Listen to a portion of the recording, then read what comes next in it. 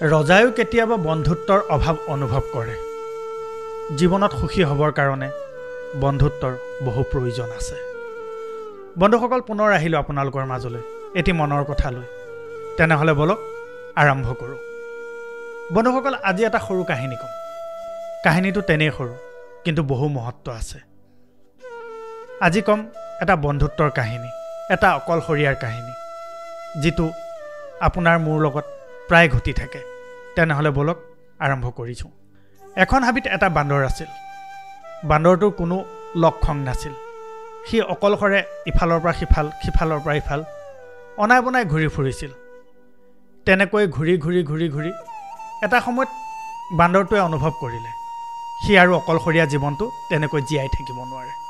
সেয়েহে সি মৰি যাব। সি এই পৃথিৱীৰ পৰা একেবাৰে চিৰবিদায় মাগিব। সি তেনেকৈ ভাবি থাকোঁতে এটা বুদ্ধি পাঙিলে। বনৰ ৰজা ওচৰত শুই আছিল। সি গছৰ পৰা নামি আহি বনৰ ৰজাৰ কাণত ধৰি জোৰকৈ টানিব ধৰিলে। যেতিয়া বান্দৰটোৱে বনৰ ৰজাৰ কাণখন টানিলে, বনৰ ৰজা গৰজি উঠিল। বনৰ ৰজাই খঙতে ক'ব ধৰিলে, কোনে ইমান দুঃসাহস কৰিলে?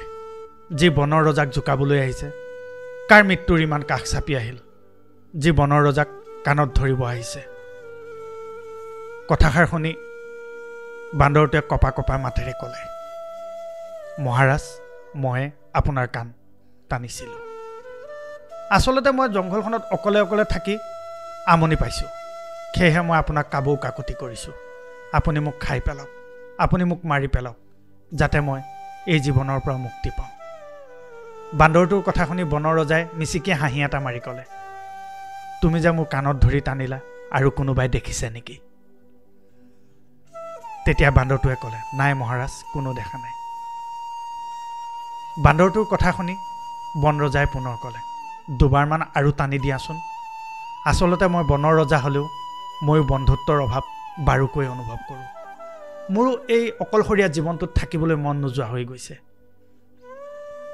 বনৰ ৰজাৰ কথা শুনি বান্দৰটোৱে ২-৩বাৰ আকৌ বন ৰজাৰ কাণখন ধৰি টানিব ধৰিলে। দুয়ো তেনেকৈ অকণমান সময় ধেমালি কৰি বান্দৰটো সেই ঠাইৰ পৰা আঁতৰি গুচি গ'ল। বন্ধুসকল, কাহিনীটো তেনেই সৰু। কেতিয়াবা ৰজায়ো বন্ধুত্বৰ অভাৱ বাৰুকৈ অনুভৱ কৰে। সেয়েহে আপোনালোকক কৈছোঁ, সদায় বন্ধুত্বৰ লগত স্পৰ্শত থাকিব। তেওঁলোকৰ লগত কথা বতৰা পাতি থাকিব। ইজনে সিজনৰ ভাল বেয়া খবৰ লৈ থাকিব। কি ঠিক, কেতিয়াবা এনে এটা দিন আহিব পাৰে, যিটো দিনত আপুনি বন্ধুত্বৰ অভাৱত মৰিবলৈ ভয় নকৰা হৈ পৰিব পাৰে। বন্ধুসকল, কথাখিনি শুনি যদি ভাল পালে তেনেহ'লে লাইক, কমেণ্ট আৰু শ্বেয়াৰ কৰিব। যদি মোৰ চেনেলটোলৈ নতুনকৈ আহিছে তেনেহ'লে মোৰ চেনেল ছাবস্ক্ৰাইব কৰি দিব আৰু বেল আইকনটো দবাই দিব, যাতে মই পুনৰবাৰ আপোনালোকৰ মাজলৈ এনেকৈ মনৰ কথা লৈ আহিব পাৰোঁ। বন্ধুসকল, প্ৰতি সপ্তাহে এটা নতুন মনৰ কথা লৈ আপোনালোকৰ মাজত অহাৰ প্ৰতিশ্ৰুতিৰে আজিলৈ আহিছোঁ।